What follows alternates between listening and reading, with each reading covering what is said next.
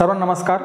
आज आपण जो सराव पेपर घेतला होता त्यातलं भाग 2 बुद्धिमत्ता याचं आपण आज स्पष्टीकरण बघणार आहोत। आपण याच्या अगोदर मराठीचं स्पष्टीकरण बघितलं 25 प्रश्नांचं। आता आपलं दुसरा जो भाग आहे 2 नंबरचा भाग तो आपला बुद्धिमत्ता होता। त्या बुद्धिमत्ताचं आपण आज स्पष्टीकरण बघणार आहोत। त्याच्यानंतर मॅथ आणि जीएस।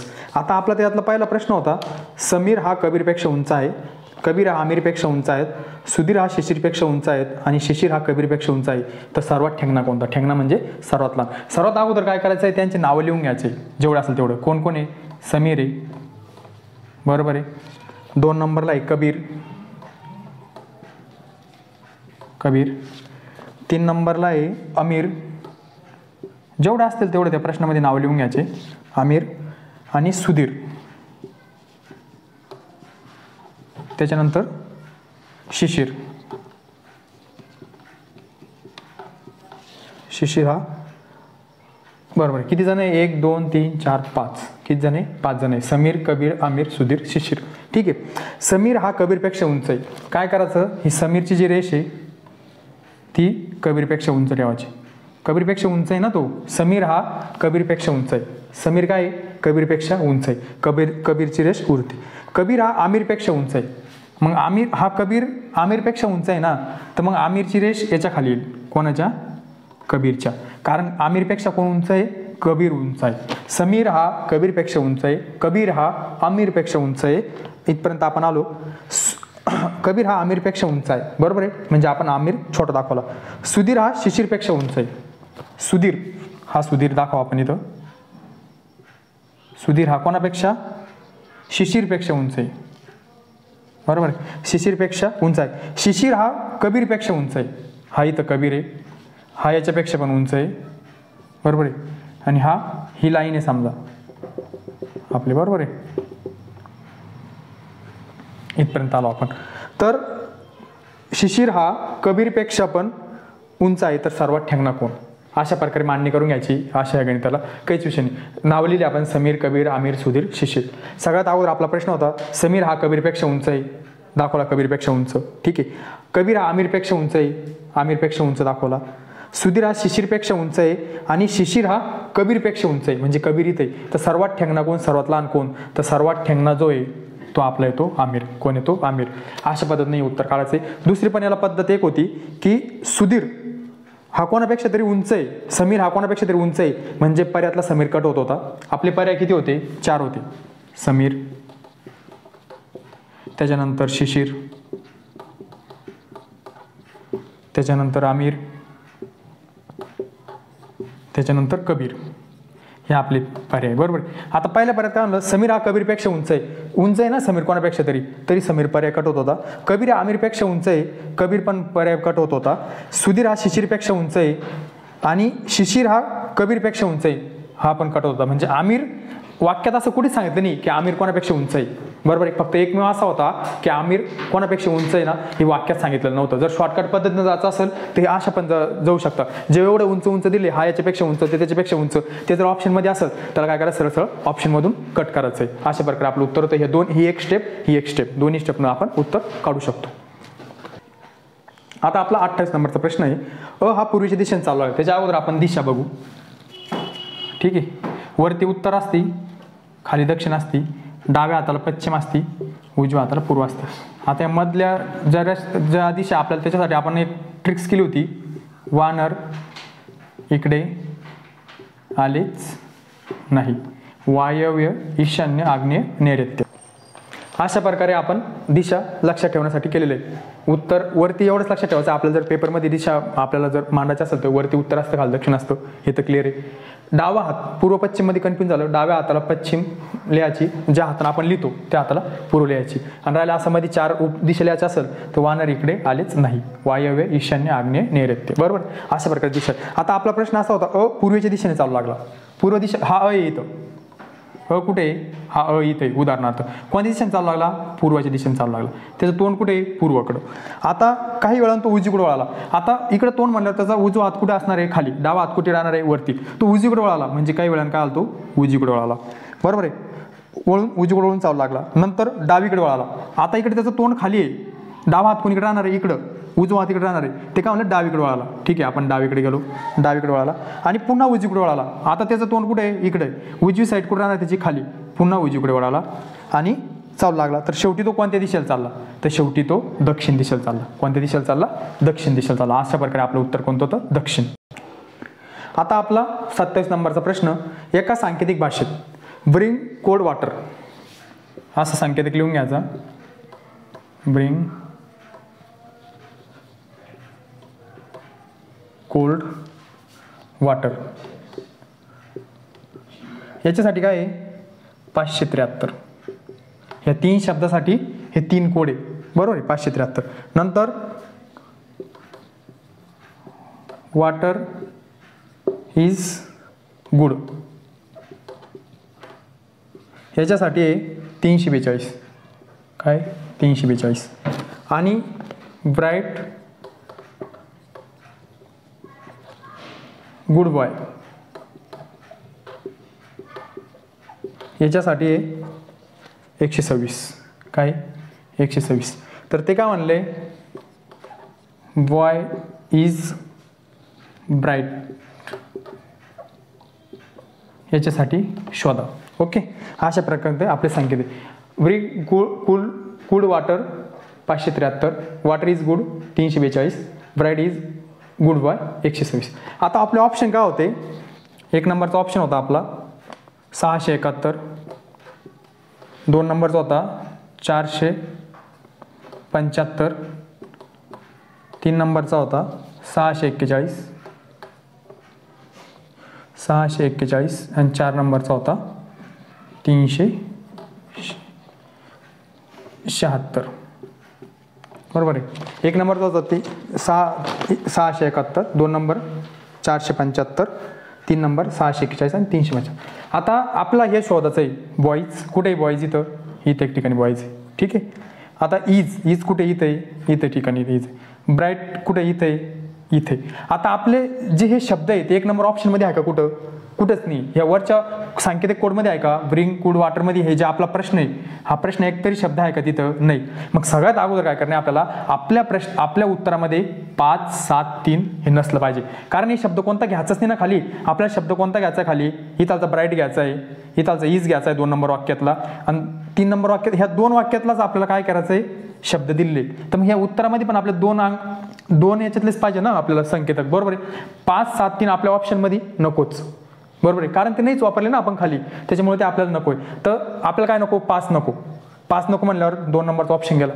बरोबर आहे. 7 पण नको आपल्याला, 1 नंबरचा पण ऑप्शन गेला. बरोबर आहे. त्याच्यानंतर हा पण नको, 4 नंबरचा ऑप्शन गेला. सरळ काय येतं 641. अशा पद्धतीनं आपल्याला काढायचं आहे. काय आता इथं इज आहे, बरोबर आहे, इथं पण इज वापरले. बरोबर आहे. आता इथं गुड आहे, इथं पण गुड आहे. आता इथं ब्राईट आहे, इथं ब्राईट आहे, इथं बॉय आहे, इथं बॉय. तर आपल्या उत्तरात काय राहणार आहे, 6 एकाला राहणार आहे, 4 एकाला राहणार आहे आणि 1 एकाला राहणार आहे. म्हणजे हे 4, 6 आणि 1 जे आपण ह्या ऑप्शनमध्ये वापरले ते शब्द आपण इथं वापरले. इजला आपण काय वापरलं, 4 वापरलं. ब्राईटला आपण वापरलं 1 आणि बॉयला वापरलं 6. किंवा ह्या 2च संकेतामधलं राहणार आहे, कारण ह्या 2 शब्द आपण दोन्ही मिळून इथं काय केलेले, खाली घेतलेले. एवढंच आपल्याला लक्षात ठेवायचं आहे. आपण पर्याय पद्धतीनं पण गेलो की 5, 7, 3 आपल्याला काय पाहिजे, कारण हे शब्द आपण इथं आपल्या उत्तरासाठी वापरले. हे 3 वाक्य दिलेले होते, हे 2, 3, हे तिन्हीचा संकेतांक होता. बरोबर आहे. याच्यातला आपण 1 नंबरमधला कोणता शब्द खाली आपल्या आन्सर कार्डमध्ये आपण वापरला नव्हता, म्हणून हे एकही आपल्याला त्याच्यात उत्तरात नको होतं. त्याच्यामुळे आपले सगळे ऑप्शन कटले होते, फक्त हाच राहिला होता. अशा प्रकारे आपलं होतं 641. आता आपला 29 नंबरचा प्रश्न होता, मुलांच्या रांगेत सुजाताचा एका टोकाकडून 25वा नंबर आणि दुसऱ्या टोकाकडून 37वा नंबर आहे, 27वा नंबर आहे, तर त्या रांगेत मुले किती. ठीक आहे. आता समजा तो इकून हा इथं येतो, कोण आहे, सुजित. कोण आहे, सुजित. इथं बसलेला आहे. एकूण नंबर किती त्याचा, 25वा. किती, 25वा एका टोकाकडून. आणि दुसऱ्या टोकाकडून किती आहे, तिथंच आहे तो 27वा. तर एकूण मुले किती म्हणले रांगेत. बरोबर आहे. हा एकूण पण 25वा आहे, एकूण तो 36वा आहे. बरोबर आहे. इथं तो बसलेला आहे 27वा नंबर. बरोबर. सगळ्यात अगोदर काय करायची, ह्या दोघांची बेरीज करायची. 25, 27, 7, 5, 12, हा 4, 1, 4 आणि 4 1, 5, दोघांची बेरीज झाली 52. आता त्याचा एकूण पण नंबर धरला 25वा आणि एकूण पण धरला 27वा, तो एकटाच आहे, दोन्हीकून पण त्याचा नंबर पकडला आपण, तो दोन्हीकून पण मोजला गेला, एकूण 25वा नंबर पण मोजला गेला आणि एकूण 27वा नंबर पण मोजला गेला, त्यातून काय करायचं आपल्याला 1 मायनस करायचं आहे, बरोबर आहे. आपलं उत्तर येतं 51. तो दोन्हीकून बी मोजला गेला, एकूण 25वा नंबरला मोजला गेला, एकूण 27वा नंबरला मोजला गेला, आपल्याला एकूण मुलं काढायचे होते, त्यामुळे आपण दोन्हींची बेरीज केली आणि त्याचं एकच आपल्याला स्थान पकडायचं आहे, एक तर एकूण किंवा तिकून, आपल्याला एकूण मुलं काढायचे आहे ना, त्याच्यामुळे आपण काय केलं त्याच्यातून 1 वजा केला आणि आपलं उत्तर 51. अशा प्रकारे. आता आपला 30 नंबरचा प्रश्न होता, ए हा डीचा भाऊ आहे, डी हे बीचे वडील आहेत आणि बी आणि सी ह्या बहिणी आहेत. तर आपण सगळ्यात अगोदर जेव्हा बेसिक बघितलं होतं, म्हणजे आपण याच्याबद्दल एक लेक्चर घेतलेले नातेसंबंध, त्यावेळेस आपण बघितलं होतं की भाऊ जर भाऊ असेल तर त्याला हे वापरायचं, पती पत्नी असेल तर त्याला हे वापरायचं, मुलगा वडील असेल म्हणजे हे भाऊसाठी, भाऊ बहिणीसाठी, भाऊ व बहीण, हे जे हे पत्नी व पतीसाठी, बरोबर आहे. त्याच्यानंतर आपण हे असं वापरलं होतं, एक ते कोणासाठी वापरलं होतं, वडील मुलगा, बरोबर. अशा आपण चिन्ह वापरले होते.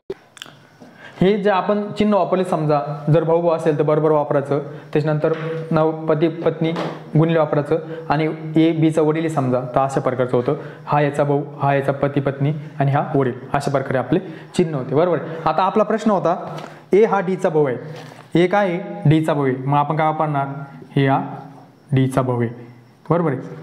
डीचा ए हा डीचा भाऊ म्हणजे हा 100% काय आहे, मेल आहे. हा मेल आहे का फिमेल आहे आपला आणखी कळलं नाही. ए हा काय डीचा भाऊ आहे, डी हे बीचे वडील आहे, मग वडिलाला आपण असं घेतो काय, बीचे वडील.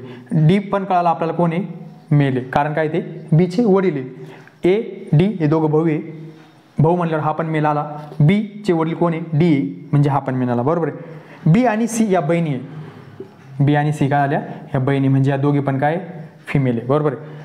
तर सी चे ए सी नाते काय, अशा प्रकारे आपला प्रश्न होता. मांडणी केली आपण, ए आणि डी काय आहे, दोघं भाऊ आहे, डीचा बी डीचे वडील आहे म्हणजे सी चे पण वडील आहे, ह्या दोघी बहिणी बहिणी, म्हणजे डीला काय 2 मुली आहे आणि हे दोघं भाऊ आहे.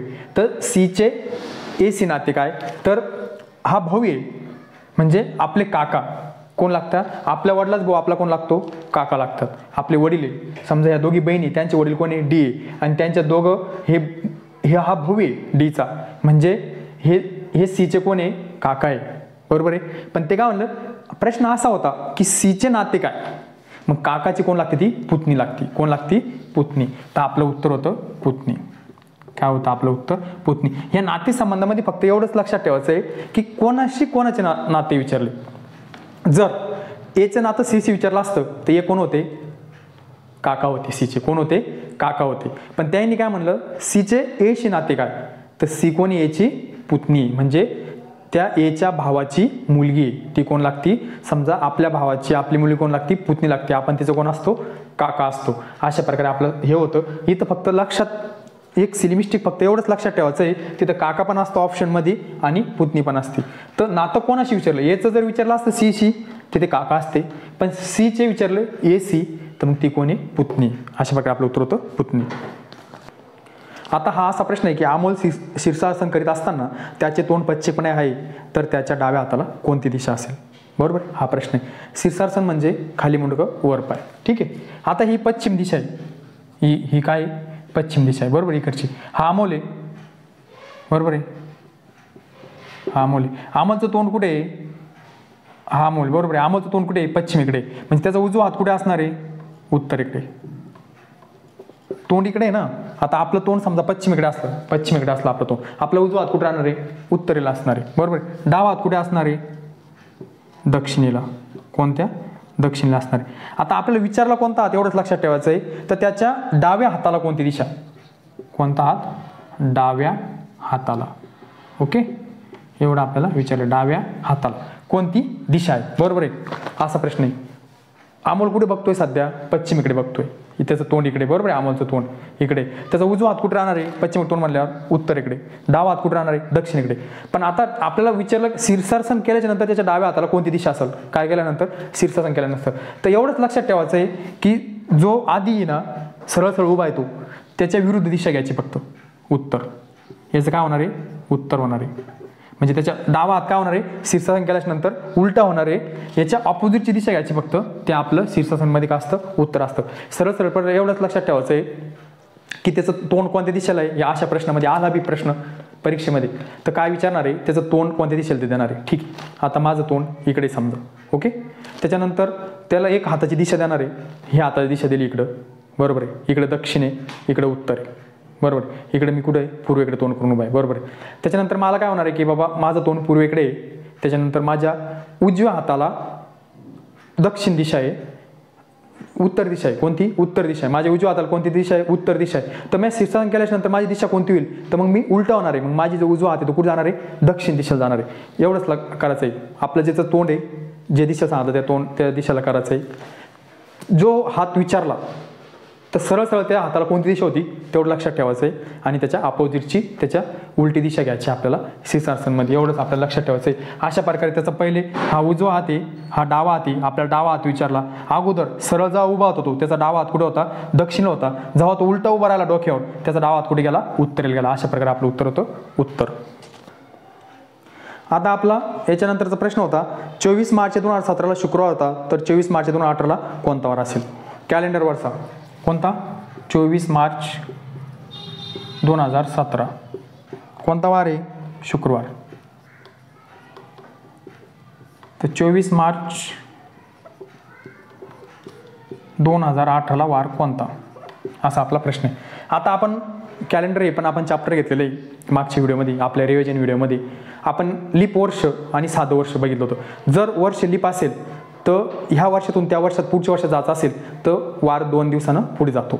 आणि जर वर्ष साधं असेल तर वार किती, 1 दिवसानं पुढे जातो. आता 2017 हे साधं वर्ष आहे, 2016 हे लीप वर्ष आहे. लीप वर्ष किती वर्षानंतर, 3 वर्षानंतर 4थ्या वर्षी येतं, बरोबर आहे. 2016 जर लीप वर्ष असेल तर ते 2020ला असतं, 2020ला असेल तर 2024ला असतं. जर 2020 मधून 21 मध्ये जायचं, आता समजा आपलं मागच्या वर्षी काय होतं, आपण 2024 होतं, 24चे जे वार आहे ते लीप वर्ष होतं. तेच वार जर 25ला यायचं असेल तर ते त्या तारखेचे वार तर ते 2 दिवसानं पुढे असतात, एवढं लक्षात ठेवायचं. जर आपण लीप वर्षातून पुढच्या वर्षाची जर तारीख विचारली, समजा 24 असं विचारलं, 24 मार्च 2024ला शुक्रवार होता, तर 24 मार्च 2025ला कोणता वार असेल तर तो 2 वाराने पुढे गेलेला असेल. लीप वर्षात 2 वारांना जातो, साध्या वर्षात 1 वारांना जातो. आता हा साधं वर्ष आहे, म्हणजे इथं शुक्रवार होता तर 24 मार्च 2018 कोणता वार असणार, शनिवार असणार. लक्षात एवढंच ठेवायचं. लीप वर्ष कसं काढायचं, ज्या वर्षाच्या शेवटच्या 2 अंकाला 4 भाग जातो ते असतं लीप वर्ष. 16, 20, 24, 28, 32 हे काय झाले, लीप वर्ष. ते किती वर्षाने येतात, 3 वर्ष कंप्लीट झाल्यानंतर 4थ्या वर्षी येतात, बरोबर आहे. अशा प्रकारे आपण याचं उत्तर काढलं, शनिवार. एवढंच आपल्याला इथं लक्षात ठेवायचं आहे. आता आपला त्याच्यानंतर 33वा प्रश्न आहे, 2:30 वाजता तास काटा आणि मिनिट काटा यांच्यामध्ये किती अंशास कोण होईल. किती वाजता, 2:30 वाजता, बरोबर आहे. 2:30 वाजता तास काटा आणि मिनिट काटा म्हणलं, कोणता काटा, तास काटा आणि मिनिट वाजता. आता याचं आपण सूत्र बघितलं होतं, जेव्हा आपण ही घड्याळ पण आपण चॅप्टर घेतलेले रिव्हिजनमध्ये, मिनिट वजा 30 हॉर्स. अशा प्रकारे याचं सूत्र आहे, 1/11/2 गुणिले मिनटं, इथे मिनटं लिहायचे, वजा किती 30 जे तास असेल ते. आता इथं हे 2 तास 30 मिनटं, 2 वाजून 30 मिनटं, म्हणजे हे तासमध्ये यायचं, हे मिनटामध्ये यायचं. 11/2 गुणिले, याच्यात काही नसलं म्हणजे काय, गुणाकारात चिन्ह असतं. मिनटं म्हणजे किती, 30 मिनटं, वजा 2 तास आहे, ठीक आहे. 30 गुणिले 2. आता अगोदर इथं गुणाकार होतो, गुणाकार हे फक्त हे भागाकार होतो, गुणाकारात चिन्ह असतानाच आपण काटोकाट करू शकतो. इथं जर प्लस असतं तर आपण ते करू शकत नाही. हे आपण बेसिक गोष्टी बघितलेलं आहे. इथं 15 होतात, भाग गेला तर, बरोबर आहे. आता 11 गुणिले 65 वजा हे दोघांचा गुणाकार करायचा, इथं 60 होतो. इथपर्यंत आपण आलो, ठीक आहे. आता आपल्याला माहिती आहे भागू बेनुसार अगोदर काय करायचं आहे, गुणाकार करायचा आहे. आता 11 गुणिले 15 केलं, 5 1 5, 5 1 5, 1 1 1 1 1 1, या दोघांची बेरीज 5 6 1, 165 येते. 165 वजा 60 हे जर केलं तर किती येतं, 105 अंशाचा काय होतो, कोण तयार होतो. किती अंशाचा कोण तयार होतो, 105 अंशाचा. अशा प्रश्नात काय करायचं फक्त आपल्याला, 11/2 मिनटं मायनस 30 म्हणजे टाईम दिला आहे तासामध्ये, तो टाईम. अशा प्रकारे आपल्याला करायचं आहे. इथं आपण याला भागलं, इथं 15 आलं, 15 गुणिले हे दोघांचा गुणाकार केला 30 मिनटं, 30 जे आपल्या सूत्रातले ते 30 आहे, आपण मनाने घेतले ते 30 आणि हे 2 वाजलेत म्हणून इथे 2 घेतले आणि सगळं केलं. अशा प्रकारे आपलं 105 उत्तर आलं. आता आपला जो 34 नंबरचा प्रश्न होता तो होता आपण ABCD लिहून घेतलं पहिले. तो कशावर होता? अक्षरमालावर होता. बरोबर आहे. ABCD कशी लिहायची आपण बघितलेलं आहे. ABCDEFGHIJKL M आणि M पर्यंत लिहायची. इथं 13 होतात. परत 13 पासून काय करायची? उलटी लिहायची. असे का बरं? की कधी कधी काय होतं, असं समोरचा संबंध विचारतात ज्यावेळेस आपल्याला अक्षरमालेचा संबंध विचारतात किंवा असा तिरपा विचारतात किंवा मग अंक दिलेले असतात इथंपर्यंत 13, इथून परत 26 पर्यंत. अशा पद्धतीनं अशी परीक्षेत मांडणी करायची आणि वरती अंक लिहायचे 1 2 3 इथं 13 14 15 16 इकडं 26 पर्यंत एवढं मांडून ठेवायचं. म्हणजे आपल्याला जो फरक दिलेला आहे तो लगेच बघितलं काय होतं आपल्या लक्षात येतं. आणि आपण जर A पासून Z पर्यंत एका लाईनीत लिहिली तर काय फरक आहे त्याच्यामध्ये, काय संबंध आहे तो आपल्या लवकर लक्षात येत नाही. त्याच्यामुळं अशा पद्धतीनं लिहायची. ठीक आहे. आपला जो प्रश्न होता हे आपले ऑप्शन आहे BEAG, त्याच्यानंतर DGCI, त्याच्यानंतर FIEK. बरोबर आहे. आता आपल्याला याचं काय करणे? समोरचं शोधणे. अशी चालली होती पुढं लाईन. बरोबर आहे. BD. आता आपल्या लक्षात येतं की B आणि Dच्या मध्ये काय? 1 आहे. B आणि D C. त्याच्यानंतर D ही पहिली जोडी, ही दुसरी. त्याच्यानंतर D आणि F मध्ये 1 आहे. बरोबर आहे. इथं B आणि D मध्ये C होता, इथं D आणि F मध्ये 1 आहे. मग नंतर F मध्ये सोडा, पुढचं काय येणार आहे? इथं H येणार आहे. बरोबर. काय येणार आहे? H येणार आहे. आता H आपण ऑप्शन कट केले असते पण सगळ्या ऑप्शनमध्ये काय H आहे, त्याच्यामुळं काही विषय नाही. ठीक आहे. आपला 1 नंबरचा ऑप्शन आहे HMEI. 2 नंबरचा आहे HKGM. 3 नंबरचा आहे केशव जी. हा आपला प्रश्न होता आणि आपले काय आन्सर आहे. आता आपण BDFH म्हणजे एक अक्षर सोडून काय H आहे, तर आपण ऑप्शन कट केला असता एखादा पण सगळीकडे काय आहे H आहे. बरोबर आहे. आता 2 नंबरला काय आहे E नंतर काय आहे G. हा E नंतर G म्हणजे 1 सोडला. G नंतर काय आहे I म्हणजे परत 1 सोडला. परत आता I नंतर 1 सोडू, त्याच्यानंतर काय K. इथं काय येतो? K येतो. आता K याच्यात नाही म्हणजे ऑप्शन कट. ठीक आहे. त्याच्यानंतर K याच्यात आहे 2 नंबरला पाहिजे K फक्त, इथं पण नाही, हा पण कट. म्हणजे 2 ऑप्शन आपले डायरेक्ट कट झाले. आता 3 नंबरला काय A नंतर काय C म्हणजे 1 सोडा C. त्याच्यानंतर 1 सोडला E, D सोडला E झालं. आता E नंतर काय येणार आहे G. म्हणजे 3 नंबरला काय पाहिजे आपल्याला? G पाहिजे. आता हे 2 ऑप्शन तर आपले कट होते. ऑप्शन पण फास्ट आपलं परीक्षेत कशा येतो ना लवकर. 3 नंबरला इथं G आहे का? नाही, याच्यात पण G नाही. म्हणजे आपलं उत्तर काय आहे? 2 नंबरचं. अशा प्रकारे आपलं उत्तर काय येतं? 2 नंबरचं येतं. 1-1चा फरक होता. आपण ऑप्शन याच्यामुळे कट केले की पटकन आपण उत्तरापाशी गेलो पाहिजे.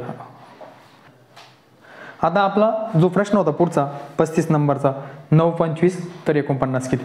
आता सगळ्यात अगोदर आपल्याला काय करणे? सगळे वर्गमुळे. बरोबर आहे. पण आता याचा फरक कसा काढायचा? 9चा वर्गमूळ किती आहे? 3. त्याच्यात प्लस केले 2 किती झाले? 5. 5चा वर्ग किती? 25. अशा प्रकारे याचं उत्तर होतं. बरोबर आहे. 9चं वर्गमूळ घेतलं 3, त्याच्यात प्लस केले 2, 5चा वर्ग 25. आता वर्गमूळ 3 आलं पण आपल्याला माहिती 25 कसं येऊ शकतं? प्लस 2 केलं तर येऊ शकतं. म्हणून आपण काय केलं? प्लस 2 केलं 5 झालं. याचं वर्गमूळ काढून प्लस 2 केलं 5 झालं 25. तर आता 49 कितीचं आहे? 7चा वर्गमूळ आहे. कितीचं? 7चं वर्गमूळ. 49 काय आहे? 7चा वर्ग आहे. मग 49चं वर्गमूळ किती आहे? 7 आहे. मग त्याचं आपण प्लस 2 करू, तीच झाले 9. आता 9चा वर्ग 81. बरोबर? 81. अशा पद्धतीनं आपलं उत्तर 81 येतं. असं पण येतं 3चा वर्ग, 5चा वर्ग, 7चा वर्ग, 9चा वर्ग. असं पण पद्धतीनं येऊ शकतं आणि असं पण येऊ शकतं. बरोबर आहे. पण हा जर फरक नाही लागला तर प्रॉपर 3 5 2 चा फरक 3 5 7 9. बरोबर आहे. 3चा वर्ग, 5चा वर्ग, 7चा वर्ग, 9चा वर्ग. पण हा प्रॉपर आहे फरक. समजा असं नाही आलं, कधी कधी नाही फरक आला. 3चा वर्ग काढला, वर्गमूळ काढलं 3, त्याच्यात 2 मिळवले 25. 49चं वर्गमूळ 7, त्याच्यात 2 मिळवले 81. अशा प्रकारे आपलं उत्तर होतं 81. आता आपला जो पुढचा प्रश्न आहे ते F बरोबर 216 तर एल बरोबर किती. आता ह्या 216 आणि एफ या ABCDचा काही संबंध लागत नाही, तर आपल्याला सगळ्यात आता काय संबंध लागेल, एवढा मोठा अंक आहे 216 बरोबर आहे. एफ किती नंबरला आहे, समजा 1 2 3 4 5 6, एफ किती नंबरला आहे, 6 नंबरला आहे. अशा वेळेस लगेच कळायला पाहिजे की आपल्याला काय आवश्यकता आहे. 216 आपल्याला माहिती आहे, आपण घन पाठ केले, वर्ग पाठ केले. 216 आपल्याला लगेच कळायला पाहिजे काय कशानं कशाच काय हा घन आहे, काय घन आहे बरोबर आहे. आता एफ किती नंबरला आहे, 6 नंबरला आहे, म्हणजे ज्या नंबरला जे डिजिट आहे 6 नंबरला त्याचं काय घन आहे, 6चं घन काय 216. आता एल किती नंबरला आहे, 1 2 3 4 5 6 7 8 9 10 11 12 नंबरला. किती नंबरला आहे, 12. मग आता आपल्याला काय करावं लागेल, 12चा घन काढावा लागेल, कारण इथं एफ ज्या नंबरला आहे त्या नंबरचं काय घेतलेलं इथं घन घेतलेलं आहे. म्हणजे जो फरक याच्यात आहे तो फरक काय पाहिजे, याच्यात पाहिजे, त्याला सहसंबंध म्हणतात बरोबर.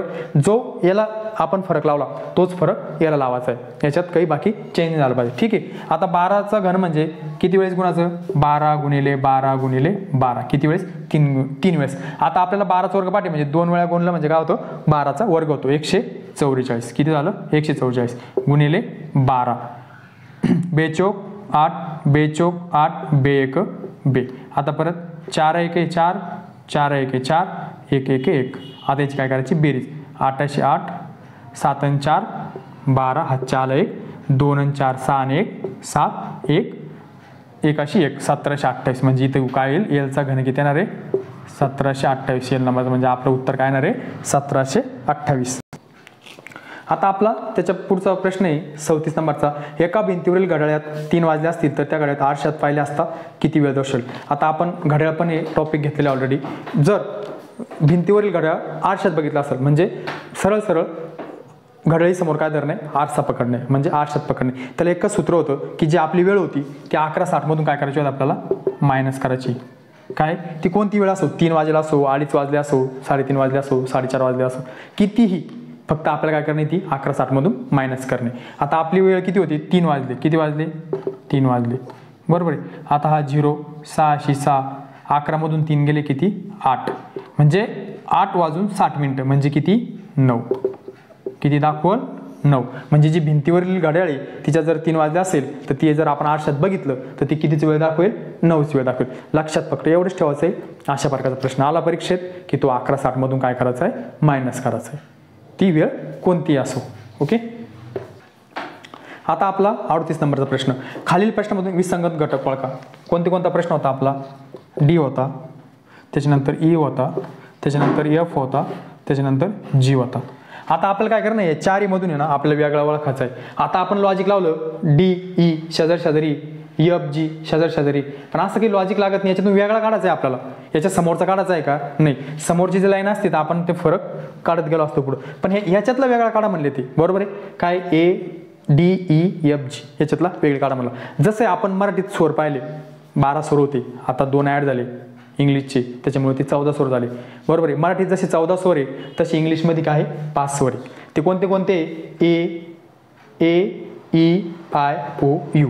ह्या 5 स्वर आहे ना आपल्याला अक्षरमालामध्ये भरपूर वेळेस आलेले आहे, कारण तो त्याच्यातला वेगळा काढण्यासाठी.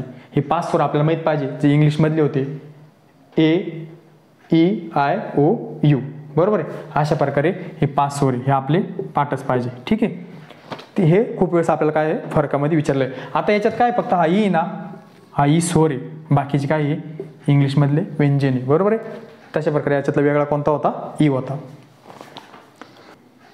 आता आपला जो समोरचा प्रश्न आहे 5, इथं क्वेश्चन मार्क आहे 23 27 95 91. आता आपल्याला काय करायचं, इथलं संख्या आणायचं आहे. आता इथं लगेच तर आपलं लॉजिक लावू शकत नाही, पण पुढे लावलं आपण की 23ची डबल केली तर काय होतं 47 समजा. पण 23ची डबल दुसरं काय आहे का इथं, वर्ग घनमूळ काही आसपास दिसतं का आपल्याला, वर्गाचा फरक दिसत नाही, गुणाकाराचा फरक दिसत नाही, बेरीजचा फरक दिसत नाही, किंवा घनमुळाचा फरक दिसत नाही. एक तर ही अक्षरमाला आहे ना, एक तो वर्गाच्या फरकामध्ये असते, किंवा गुणाकाराच्या फरकामध्ये असते, बेरीजेच्या फरकामध्ये असते, किंवा वजाबाकीच्या फरकामध्ये असते. कशाचा आणि कशाचा त्याला संबंध असतो. एक तर घनमुळाजवळ असते, वर्गमुळाजवळ असते, जवळजवळ असतं. आता आपण बघितलं तर वर्ग सुद्धा जवळ दिसत नाही, घन सुद्धा जवळ दिसत नाही, काहीच नाही. घनमूळ वगैरे, वर्गमूळ वगैरे, वर्ग किंवा काहीच दिसत नाही. मग आपण माहिती 47 याची डबल केली, 1 टाकला, 23ची डबल 46 प्लस 1 केला 47 होता. 47ची डबल 94 प्लस 1 केली 95 होते.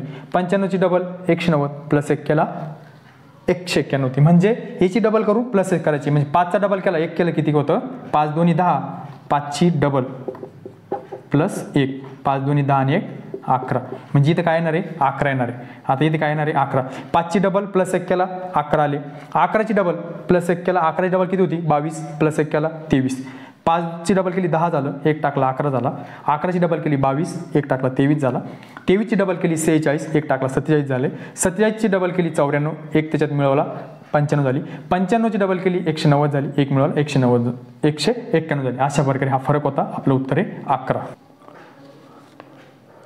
आता आपला 40 नंबरचा प्रश्न, 65, 126, 217, 344. आता आपल्या कुठंतरी असं बघितलं लक्ष येतं की 126, 217, 344, 65 हे कोणत्या तरी घनमुळाजवळ आहे. कशाजवळ आहे? घनाजवळ आहे. म्हणजे 64 कशाच तरी घन आहे, 125 कशाच तरी घन आहे, 216 कशाच तरी घन आहे, 343 कशाच तरी गणित. जर आपले घन पाठ असेल, काय होतं आपल्या सगळ्या बेसिक गोष्टी पाठ असेल ना, तर आपलं गणित बघितलं लगेच लक्ष येतं नाही अरे याचं काही कुठतरी काय थोडंफार कनेक्शन लागतंय.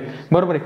64, 125, 216, 343 हे काय कशाचे घन आहे. आता 64 कशाचा घन आहे? तो 4चा घन आहे. कशाचा? 4चा. 4चा घन प्लस 1 65, 5चा घन प्लस 1 125 प्लस 1 26. 6चा घन काय आहे? 216 प्लस 1 केला 17. 7चा घन काय आहे? 343 प्लस 1 केला 44. आता याच्यानंतरची जी पुढची लाईन येईल ती कोणती राहणार आहे? 8चा घन प्लस 1. 8चा घन किती?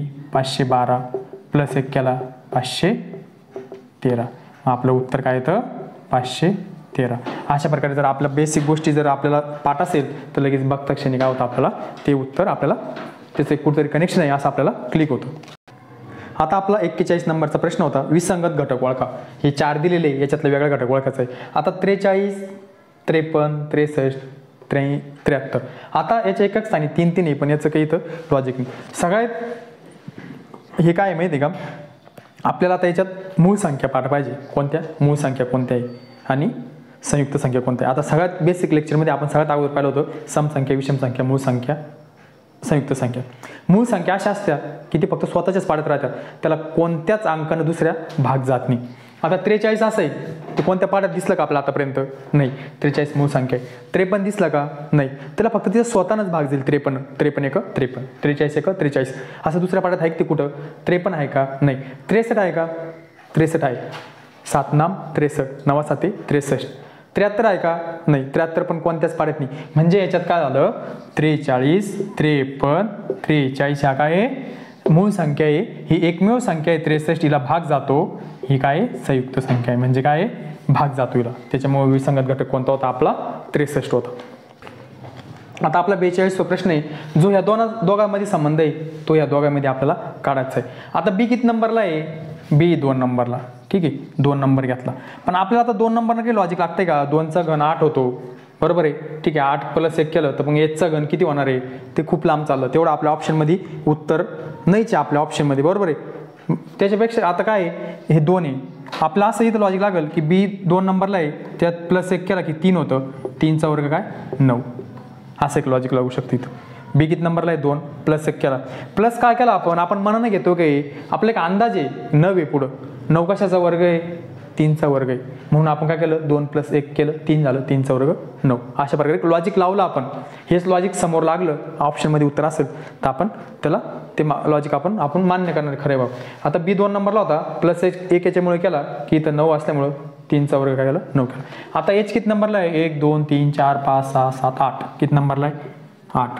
त्याच्यात प्लस 1 करू, किती झाले? 9. 9चा वर्ग किती? 81. अशा प्रकारे आपलं उत्तर काय होतं? 81. आता आपला 43 नंबरचा प्रश्न होता, गौरीचा जन्म शुक्रवार दिनांक कधी? शुक्रवार दिनांक 10 सप्टेंबर 1993 झाला. त्या दिवशी दिनांक काय होता? शुक्रवार होता. तिचा जन्म झाला त्या दिवशी काय होता? शुक्रवार होता. गौरीचा जन्म 10 सप्टेंबर 1993 शुक्रवारी रोजी झाला. तर तिचा 3रा वाढदिवस कोणत्या वारी? कितवा सांगितला? 3रा. तर आपण काय करू? 10 सप्टेंबर 1993 तिचा जन्म झाला. तिचा पहिला वाढदिवस कधी करणार आपण? 10 सप्टेंबर 1994ला काय करणार आपण? तिचा पहिला वाढदिवस साजरा करणार. आपल्याला कितवा करणार? 3रा. मग दुसरा वाढदिवस कधी करणार? 10 सप्टेंबर 1995. 1995ला साजरा करणार. तिसरा कधी करणार? 10 सप्टेंबर 1996ला आपण तिचा तिसरा वाढदिवस साजरा करणार आहे. आता आपल्याला माहिती आहे 93 काय साधं वर्ष आहे.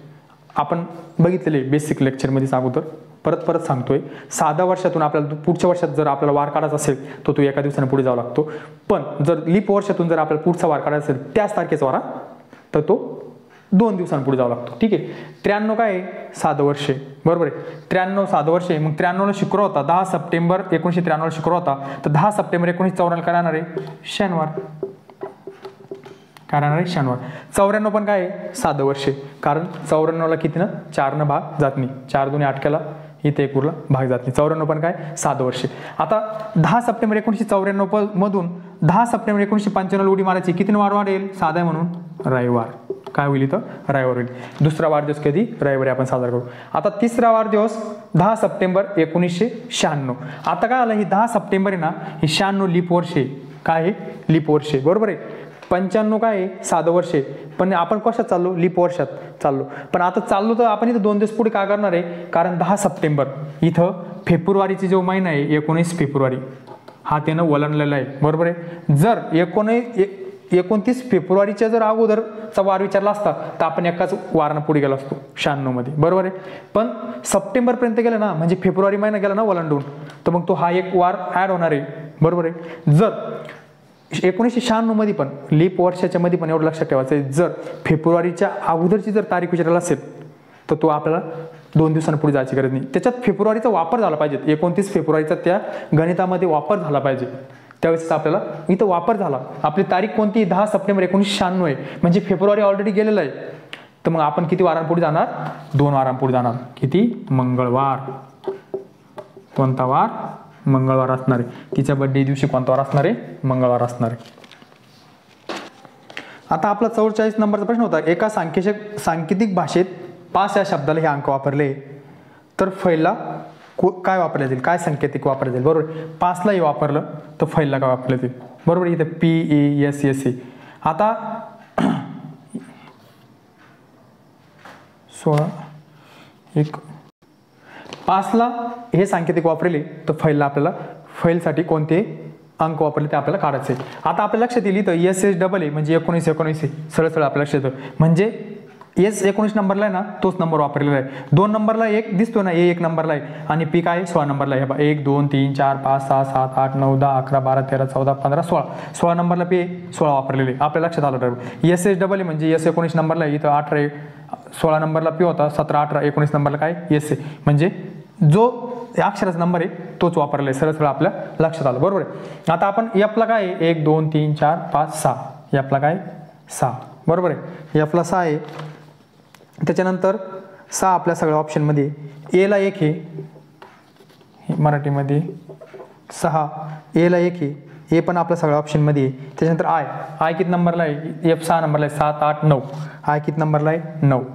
त्याच्यानंतर L किती नंबरला आहे? 12 नंबरला. कारण हे 13 नंबरला आहे. 12 नंबरला हे L आहे आपलं. म्हणजे अशा प्रकारे आपलं उत्तर काय होतं? 6 1 9 1 2 61 91 2. अशा प्रकारे या फैलला काय? हा संकेतिक वापरलेला आहे. आता आपला 45 नंबरचा प्रश्न होता, अरुण म्हणाला ही मुलगी माझ्या आईच्या नातवाची बायको आहे. तर अरुणचे त्या मुलीशी नाते काय? अरुणची आई. आता आपला जो प्रश्न होता, अरुण म्हणाला की ही मुलगी माझ्या आईच्या नातवाची बायको आहे. तर अरुणशी त्या मुलाशी नाते काय? म्हणजे अरुणची आईच्या नातवाची बायको आहे. अरुणची आई कोण आहे? अरुणची मम्मी समजा आपल्या भाषेत. अरुणची आई, अरुणच्या आईच्या नातवाची बायको. म्हणजे आईचं जर नातू बनायचं आहे तर कोणाचा मुलगा लागेल? अरुणचा. म्हणजे आपली आजी आहे, आपल्या वडिलाची आजी. तर आपले वडील काय म्हणताय बाबा की ही जी मुलगी ना माझ्या आईची नातवाची बायको आहे. म्हणजे आपल्या वडिलाच्या मुलाची कोण आहे? बायको आहे. तर ह्या मुलीशी अरुणशी नाते काय? तो कोण आहे? अरुण काय? सासरा आहे. म्हणजे सरळ हा अरुण आहे, हे अरुणची आई आहे, हा अरुणचा मुलगा आहे. अरुणचा मुलगा म्हणजे यांचा नात आणि नाताची बायको म्हणजे तर अरुणचं नातं काय? तर सासरे. आलं लक्षात? अरुण आहे, अरुणचा मुलगा आहे, कोणाचं नात राहणार आहे? त्याच्या आईचे राहणार आहे ना. आपल्या वडिलाचा आपण मुलगा आहे समजा, तर आपली आजी लागते ना. आपल्या वडिलाची आई आपली कोण लागती? आजी लागती. बरोबर आहे. आजी नातवाची बायको तर आपल्या वडिलांचे कोण लागणार आहे, आपल्या वडिलांचं नातं काय राहणार आहे, सासरे. आपली बायको आपल्या वडिलांचं कोण राहणार आहे, सासरे राहणार आहे. अशा प्रकारे अरुणचं त्या नातवाच्या बायकोसोबत नाते काय, तर ते काय आहे, सासरे. हे आई आहे, अरुण नातू वाचा आहे म्हणजे अरुणला काय पाहिजे, मुलगा पाहिजे. अरुणच्या मुलाची बायको अरुणची कोण लागणार आहे, सासरे. अरुणचं नातं काय आहे, सासरे. अशा प्रकारे आपलं उत्तर आहे सासरे. अरुणचं नातं कोणाचं विचारलं तेवढं लक्षात ठेव रे. अरुणची विचारले कोणाशी, त्या मुलीशी, ते काय, सासरे. आता आपला समोरचा प्रश्न होता 46 नंबरचा. पेनला 70 म्हणले, काय म्हणले, पेनला 70 तर बुकला 86 म्हणले, तर डस्टरला काय, डस्टरला काय. आता आपण बघितलं पेन 70 आहे, बुक 86 आहे, तर डस्टरला काय. आता इथं 2च अंक आहे, इथं पण 2च अंक आहे, इकडं 3 3 4 4 अक्षर आहे. आपण अक्षराचा अंकाचा संबंध लावला तसं लागणार नाही, ही कुठं तर काय असणार आहे, बेरीज असणार आहे. तर आपण पेन किती नंबरला आहे, पी किती नंबरला आहे, पी 16 नंबरला लिहून घेतला. ही किती नंबरला आहे, 5 नंबरला लिहून घेतला. एन किती नंबरला आहे, एन आहे आपला 14 नंबरला, याचा आपण लिहून घेतला. आता याची आपण काय करू, बेरीज करू. 6 4 10 आणि 5 15, हा 4 1 2 3 35. ह्या सगळ्यांची बेरीज काय आली, 35. पण इथं 70 आहे, मग याची त्यांनी डबल केली लावू शकते. ठीक आहे, बघू आपण केलेली का, लिहिली. आता बुक बी किती नंबरला आहे, 2. ओ किती नंबरला आहे, 15, म्हणजे 2 वेळेस काय करायचं आहे, 15 लिहून घ्यायचं आहे. के किती नंबरला आहे, 11. याची बेरीज करायची. 5 आणि 2 5 आणि 5 10 आणि 2 12 आणि 1 13, हा 4 1 2 3 4 43. आता आपल्याला कुठंतरी वाटतंय की 43 काय आहे, याची डबल आहे 86ची. म्हणजे काय त्याने काय केलं, त्याचं ज्या नंबरला आहे तो नंबर त्याची काय केलेली, डबल केलेली. आता डी बघू आपण. डी किती नंबरला आहे, डी 4 नंबरला. यू किती नंबरला आहे, 21. एस किती नंबरला आहे, 19. टी किती नंबरला आहे, 20. ई किती नंबरला आहे, 5. इकडे लिहून घेऊ 5. आणि आर किती नंबरला आहे, 18. बरोबर आहे. आता याची काय करायची आपल्याला बेरीज. 4 आणि 1 5, 5 आणि 5 10, 10 9 19, 19 आणि 8 27. हा 4 2, बे 1 बे 2 4, हा 1 बे 6 आणि हे 2 8. किती झाले, 87. म्हणजे याची झाली 87. आता याची काय करायची आपल्याला, डबल करायची. 87 गुणिले 2, बे 7 14, हा 4 1 बे 8 16 आणि 1 17. अशा प्रकारे आपलं उत्तर काय, डस्टरला 174. आता आपला 47 नंबरचा प्रश्न होता की संख्या मालिका काय करणे आपल्याला पूर्ण करायची, म्हणजे लाईन काय पुढे चालणार ते आपण पूर्ण करायचे. आता आपल्या लक्षात येतं 2 5 10 17 26 हे कोणतरी वर्गाच्या जवळ आहे. बघितलं आपण याची डबल केली, डबलचं काही लागतं घ्यायचं, गुणाकार बेरीज वजाबाकी काहीच संबंध लागत नाही. फक्त एवढा संबंध लागतोय की 4 कोणाच तरी वर्ग आहे, बरोबर आहे. हा 2 तसा आहे समजा, हा 1 कोणाच तरी वर्ग आहे. त्याच्यानंतर 10 कोणाच्या तरी वर्गाच्या बाजूला आहे, 5 कोणाच तरी बाजूला आहे, 17 कोणाच तरी वर्गाच्या आजूबाजूला आहे, 25 कोणाच तरी वर्गा बाजूला आहे. आता इथं काय केलं त्यांनी, सरळ सरळ 1चा वर्ग प्लस 1 केलेला आहे. 1चा वर्ग प्लस 1, 1चा वर्ग 1च असतो, प्लस 1 केला ते किती झाले, 2 झाले. इथं काय केलं, 4चा वर्ग 2चा वर्ग कितीचा, 2चा वर्ग प्लस 1, बरोबर. इथं 1चा वर्ग 2चा वर्ग प्लस 1, 3चा वर्ग प्लस 1, इथं 4चा वर्ग प्लस 1, इथं 5चा वर्ग प्लस 1. आता काय येणार, 6चा वर्ग प्लस 1, म्हणजे इथे येणार 6 6 36 37.